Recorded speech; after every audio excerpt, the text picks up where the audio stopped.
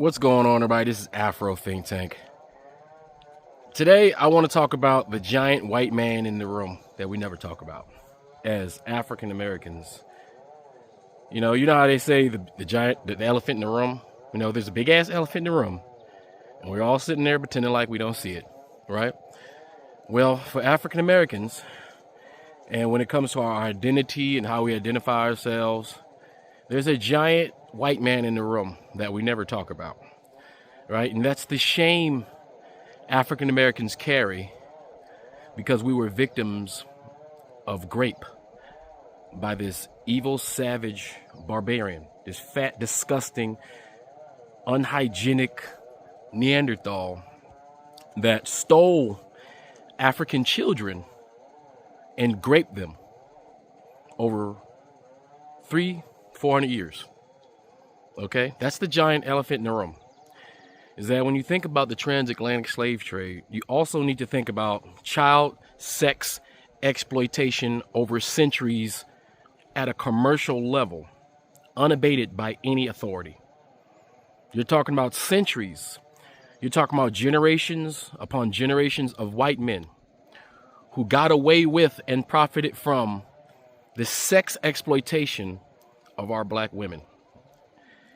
And the fact that black men, for a time, had a difficult time protecting our own women from this sex exploitation during the transatlantic slave trade and during the subsequent slavery in America, Jim Crow, black codes, Reconstruction, all the way up to today, present time, where black women are still being sexually exploited and trafficked all around the world, mainly now by rich white Europeans, rich white European Americans, and rich Arabs, right?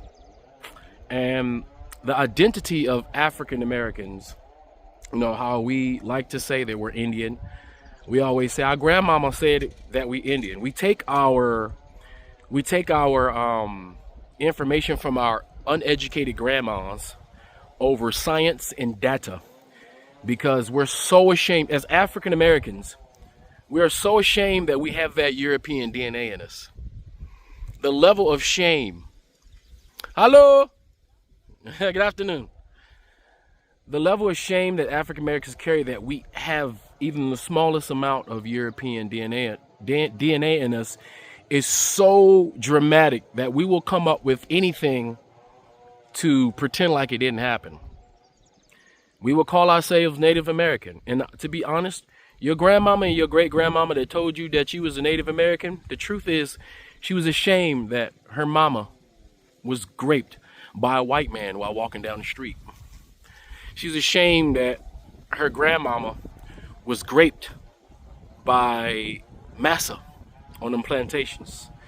She was ashamed that she had to birth the result of grape from that fat, ugly, disgusting, red-faced, unhygienic white slave owner, and that she had to birth out a child and rear that child and love that child. There is a generational shame. African Americans don't even claim the white side, that 11 to 20% that permeates within our DNA, that DNA that our African DNA battles. The DNA that we for generations have been trying to genetically remove by, doubling down or rebreeding with our own African brothers and sisters, right? We deny that whiteness in us. We don't recognize that whiteness as a heritage. There's no pride in that. It's a simple genetic reminder of what those savage barbarian Neanderthals did. So because of that, we have a lot of black women who carry a lot of shame. You're talking about centuries of shame. Your grandmama was ashamed. Your great grandmama was ashamed that she was raped by that fat white man. After that white man went from being master to being boss, because that's all that happened. They went from being called master to boss. When most of our black women were working in those domestic houses, the same houses we were slaves in, we were still working in those houses. Them same fields we were slaves in, we became sharecroppers, still worked them same crops, them same fields.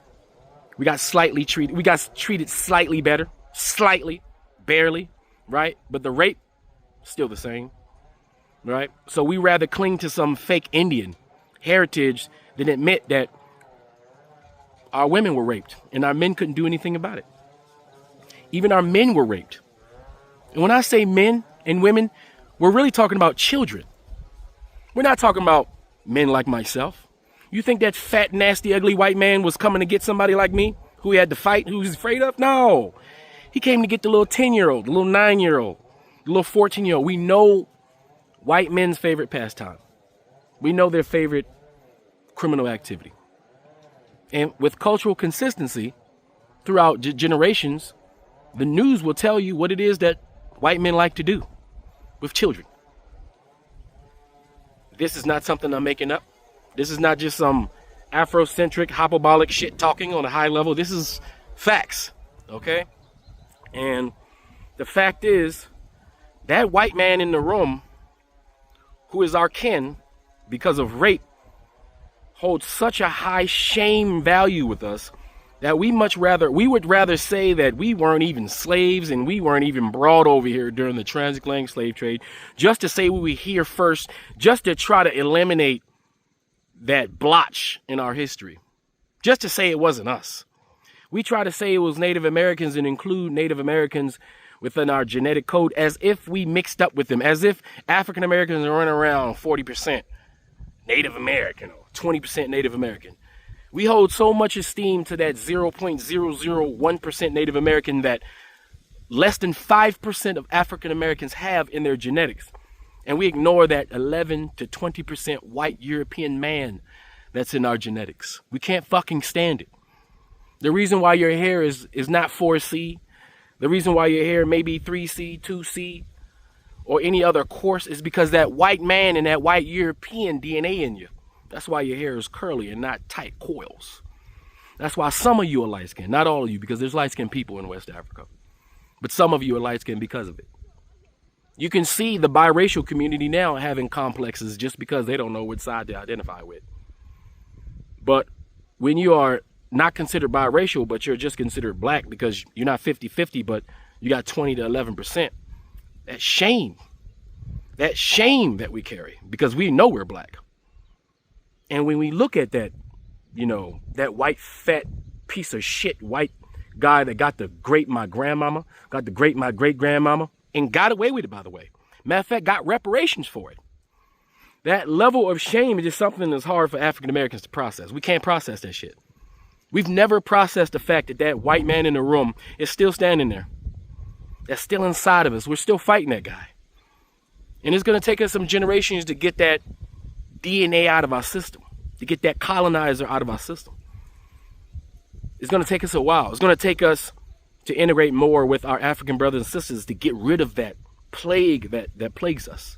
That's in that room that we see him. We just don't talk about him. You see, I can look up. I have a picture. I know what the white man in my family looks like.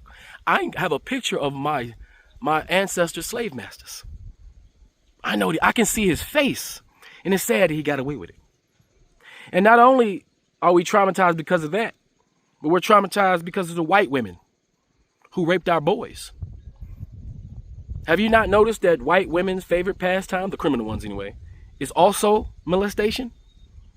Have you noticed that white women, right, become teachers and molest their students? Back in the day, it was the white women who was teaching those black Africans how to read that Bible. It was white women who was raping those 14-year-old, 13-year-old boys because, a black African boy had the aesthetics of a grown man. A black African boy was very attractive to those white women. They had the full body of an African god. And those white women used to play with us like toys until they got caught. And all of a sudden it was rape. And so after the black man would get raped, he would get lynched and get his private parts ripped off by that jealous white man who also was participating in the rape of more than likely that black man's sister and mother. You got to understand, right now we're in the age of social media and we're all shocked about the things Europeans do. But there was a time when there was no social media, there was no TV, there was no radio, there was no one to call. There was a time where, and this is when white people, thought America was great. Back when a white man and a white woman could just do anything that they want.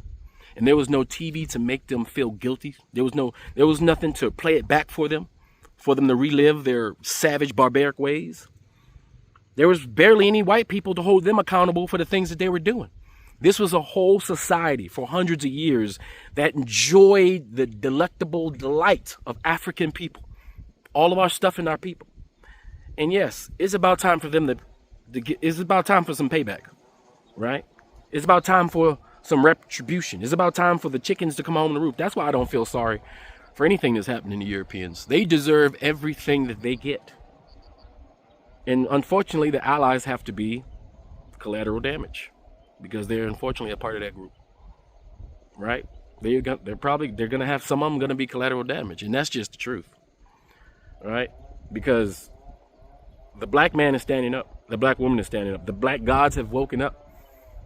And we're taking back what's ours. We're taking back our dignity, our pride, our position on this planet. We're going to do it. We've done it before. This is not the first time we've overwhelmed oppressors. It's not the first time. As Africans, we've overwhelmed several oppressors over thousands of years. We've battled many different humans with bad intentions over thousands of years. We've been down before. It's not the first time we've been down. This probably will be the last time that we've been down, though. This is going to be the last time. Trust and believe, because we're in a position to take over permanently. And we're going to do that. But we have to acknowledge that fat, ugly, red-faced white man in the room. You should be able to smell him. For centuries, we know what they smell like. It's permeated and stuck in our noses. We can never forget. We can close our eyes and smell a fat, disgusting, racist white man from a mile away. You know how nowadays when women get taken advantage of, even in the black community, because we have those problems too, right? Every community has a problem with males not being able to keep their hands to themselves because they think the possession of a woman and her body belongs to them. There are men who think this, right? And they use their strength as an advantage to take advantage of a physically weaker human being to fulfill their own desires because they have no charisma or no power or no creativity to get what they want with somebody that also wants them, right? But there's a shame that many women carry because they were molested and they blame themselves. Some of them go mad, right? They can't process the fact that they were taken advantage of. Sometimes to be raped is worse than death because they have to live with that shame. And a lot of women go their whole lives and they don't never bring it up. They don't never tell anybody what happened to them. There's a lot of black women, there's a lot of women in general who have children who have to look at every day who are a product of that. And you can just imagine the complex in the black family when you have to raise the child of the person that raped you, right? That definitely will cause problems in the cohesion of a family unit. And it's unfair to the child that was born of rape, how their mother secretly hates half of them and loves the other half of them. Right? And we're talking about, this is a commercial scale. This is on a national scale. This is something that African Americans have to deal with on top of all the other things that we've had to deal with. But we're going to have this conversation that this whole pretending thing, this whole I've been here for some thousand, all of this is a manifestation of our lack of acknowledgement of the white man in the room that caused us to have identity problems. We know where we're from. We're African. We're from West Africa. We're West African. That's what we are. We don't need a million names. We're African. We have names. If you want a name, you can go pluck a name from one of our original names that was taken from us instead of making up a new name. Because all we do is confuse ourselves because we're running from the white man in the room that raped us. That's what we're doing. And so even though it happened to us, it's up to us to deal with that psychological trauma. It's up to us to have the conversation and not feel ashamed that it happened to us. Because we need to understand the only reason this inferior creature ever had the opportunity to take advantage of us is because they had superior firepower. That's it. Superior firepower. That's the only reason this disgusting human being had the ability to go across the world and do this to everybody. And it wasn't just us. Every country this savage barbarian went to, they did the same thing to their local population. They did it to the Samoans. They did it to the Hawaiians. They did it to the New Zealanders. They did it to the Australians. They did it to the Chinese. They did it to the Japanese. They did it to everybody. They did it to the Native Americans. And all of us, POCs globally, have to deal with that fat, disgusting piece of shit, red-faced barbarian that's in the room. Because collectively, we all have to deal with the trauma of being raped by this inferior creature. So I just wanted to talk about that, because that is ultimately the basis of a lot of the misidentity that we have going on in America. All right? So I just wanted to start the conversation. I just wanted to bring it up because ain't nobody gonna bring it up. Because it's not a pleasant conversation to be talking about how our women get taken advantage of by this fucking pig and how they got away with it. We can see how they justify their actions now. Look at what's happening now. Look how easily they murder thousands of people. Look how easily they spend money murdering thousands of people. Look how easily they can watch thousands of people murder. Look how easily they can murder themselves and not care. These people are not of Gaia. These people are not of Earth. These people are not children of the sun. They're the vampires that they've created in their fantasies. They're the orc demons, the orc hordes they create in their movies. They manifest who they are in the movies. They've always been the bad guy. And they recreate their colonization in their movies, i.e. Avatar. Because they somewhere inside them, they still enjoy it. They still seek out those glory days. As right now, they're so hungry to colonize, they're even willing to colonize themselves. Greenland. So I just want y'all to put all this in perspective and understand what we're dealing with here. In that we shouldn't be ashamed that there is a big, fat, disgusting white man in the room that we refuse to acknowledge. We need to handle that guy. Because we are strong enough to destroy that fat, disgusting white man that's in the room. We are strong enough to eliminate their history, to eliminate their progress, to eliminate anything that they've ever gained.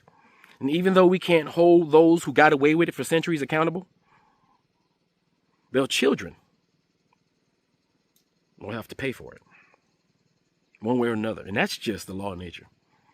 Unfortunately for them, their children will have to pay for it.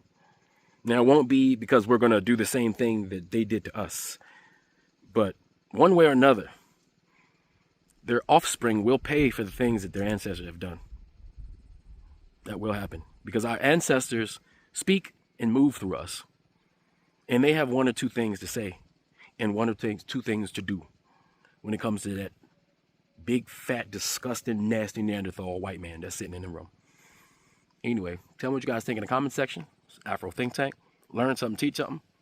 I'm out. Okay, it says here, whatever horrors can be imagined in the transport of black slaves to America must be multiplied for black women who were often 1/3 of the cargo. Slave traders reported, I saw pregnant women give birth to babies while chained to corpses which our drunken overseers had not removed. Packed spoon fashion, they often gave birth to children in the scalding perspiration from the human cargo. On board the ship was a young Negro woman chained to the deck who had lost her senses soon after she was purchased and taken on board.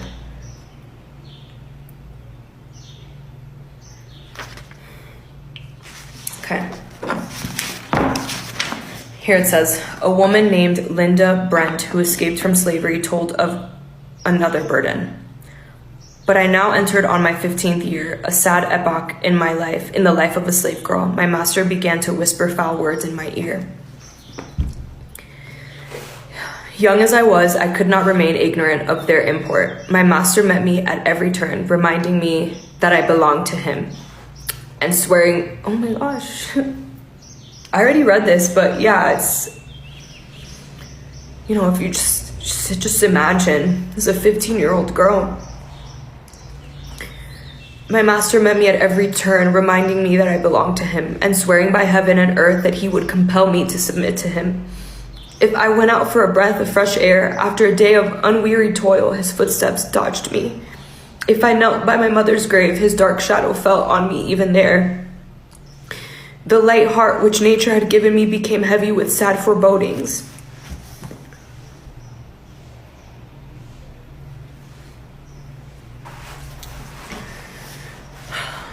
You know, these are the people that wrote, that had the ability to write. Think about the people who could not write, whose stories, whose traumas, whose experiences, it died with them, you know. But like I try to talk about in other videos too, it's like we inherit the trauma of our families, of the women in our families, and even though these stories may have not been verbalized, it lives in the bodies of so many of us. And this is so real, and this is it's just okay. Whew. Actually, let's move on to the next video, because yeah, let's talk about the women that came over on the Mayflower. I wish someone pointed this out, but as African Americans, right? Because I am Caribbean American, but I was raised as an African American. Like, that's all I know. That's all the culture I know. So I know my history as an African American. It is strange to me that we're having conversations about who's black enough and mixtures and white suckling the, of oppressors or whatever, when literally almost all of us have some type of European blood in us. And obviously we didn't choose that, and our ancestors didn't choose that because of slavery.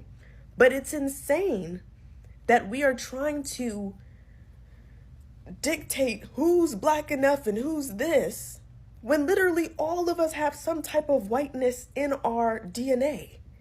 So are we not black enough either? I'm confused. I don't know. Let's talk about white Americans having African trace ancestry in their DNA.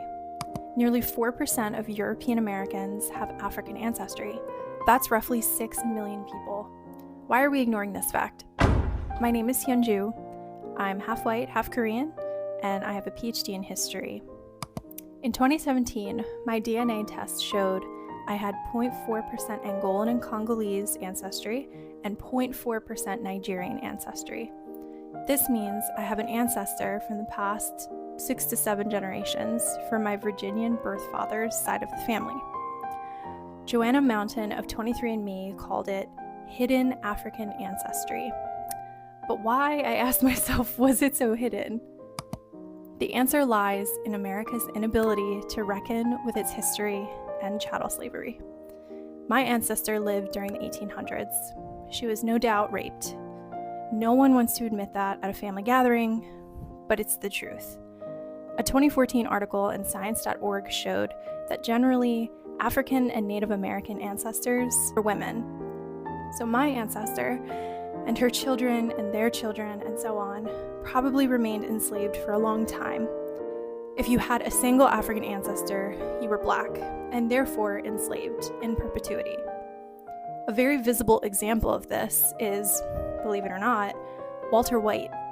His parents were enslaved, but because he looked white, he could conduct covert, although still very dangerous, investigations. And Mary, from the popular movie Sinners, also represents mixed people who looked white enough to pass.